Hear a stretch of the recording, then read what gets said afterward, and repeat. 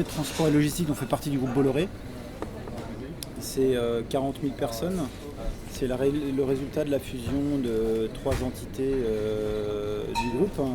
Donc la fusion de Bolloré Logistique, la fusion de Bolloré Africa Logistique et la fusion de Bolloré Énergie. Nos 4 métiers principaux sont la commission de transport avec une présence très forte à l'international, la partie logistique intégrée pour l'Afrique et la partie transport de fuel domestique pour la partie Bolloré Énergie.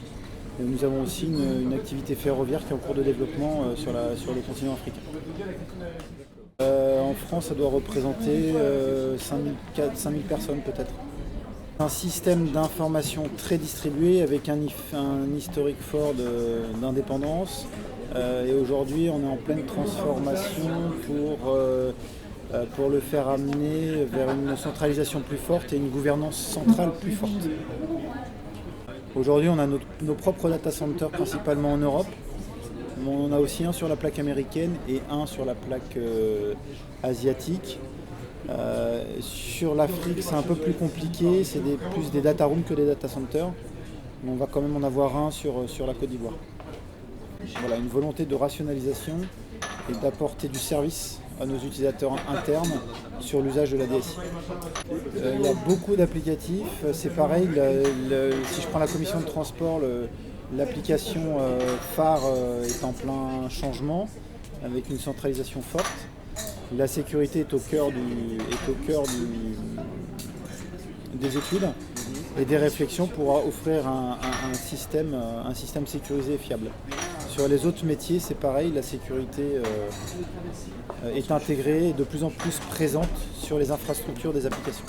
Est-ce que les applications très sensibles, voire critiques, commencent à être portées sur les mobiles, sur les smartphones, les tablettes ? Pour l'activité de commission de transport, oui. C'est-à-dire qu'on a un portail comme pour Chronopost pour suivre un peu l'activité pour nos clients et il y a une dérivation mobile avec une capacité d'accès à l'application, que ce soit sur de l'iOS ou de l'Android. C'est assez récent, on va dire qu'on contraint les utilisateurs. On a mis en place un MDM, donc un Mobile Device Management System, et avec une seule marque en référence pour tout le groupe, qui est les iPhones, avec des possibilités locales exceptionnelles d'acheter du Samsung s'il y a besoin. Et on est en train de réfléchir à la mise en place d'un terminal plus low cost pour l'Afrique, pour certains usages en Afrique. Donc quels sont les défis que vous avez à surmonter en ce moment? Toute cette transformation, la mise en place, on va dire, le renforcement de la sécurité sur nos différents métiers et participer activement à la transformation de la DSI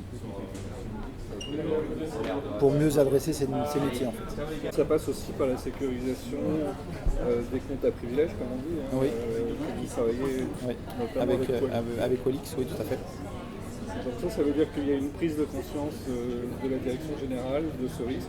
J'irai pas jusqu'à la direction générale, j'irai au moins jusqu'au DSI, parce que c'est pas une notion qui parle forcément, mais au travers des messages qu'on fait passer, la direction générale en prend conscience.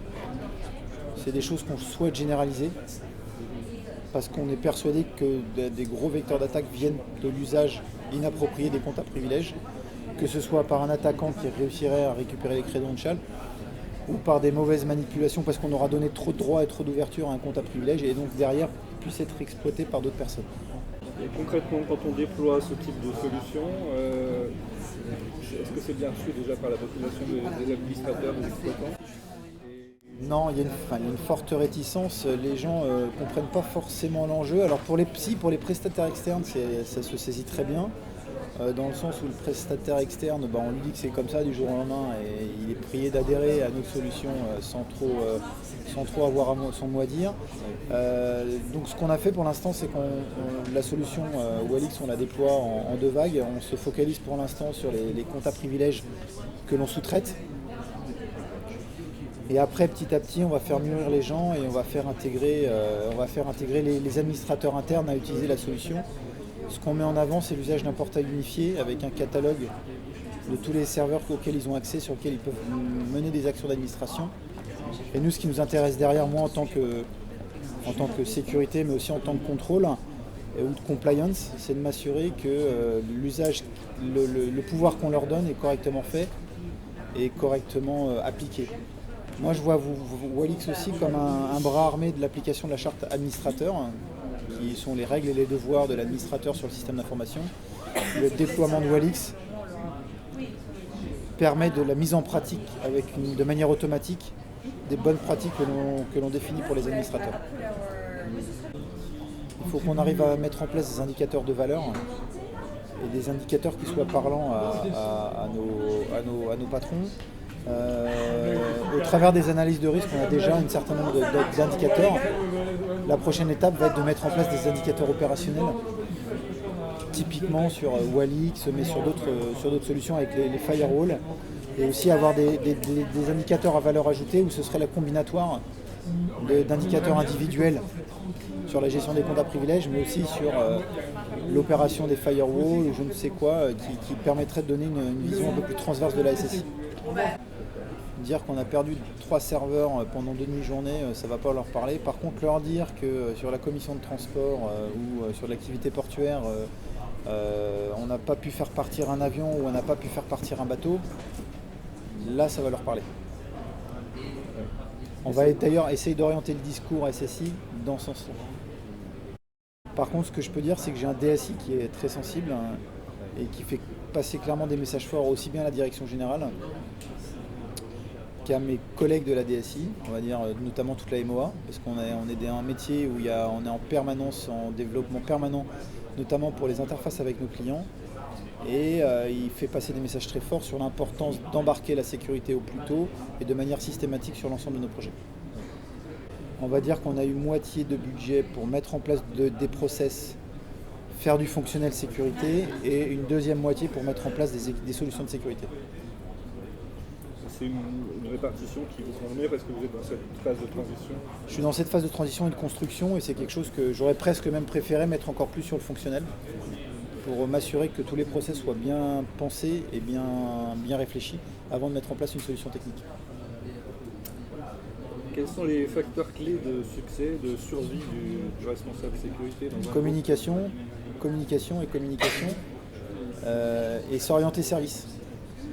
J'essaye de vendre du service sécurité à la personne, j'ai envie de dire, ou plutôt au métier. Oui.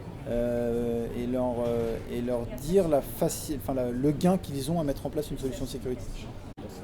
Le meilleur indicateur pour moi, c'est que j'ai maintenant des utilisateurs qui me remontent naturellement des incidents de sécurité. J'ai des administrateurs qui me sollicitent quand ils ont une réflexion autour de la sécurité. Donc c'est mes quelques indicateurs qui me font penser que oui, les choses sont en train de maturer et les gens prennent conscience de l'importance de la sécurité. Les grosses réflexions, c'est la bascule dans le cloud et la sécurisation du cloud. Ça, c'est quelque chose de très novateur.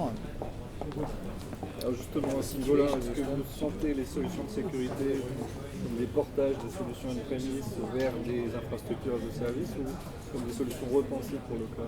Non, j'ai l'impression que c'est plus du on-premise porté dans du SaaS que des vraies solutions pensées. Hormis quelques-unes, mais... Et vous-même, vous allez devenir un centre de service pour vos différents métiers, justement? Oui, c'est l'objectif, c'est que la DSI, et particulièrement la direction technique, deviennent un centre de service pour les autres métiers de la DSI et aussi pour les utilisateurs externes, avec des offres de services formatées, et on y intégrera dedans des offres de services sécurité.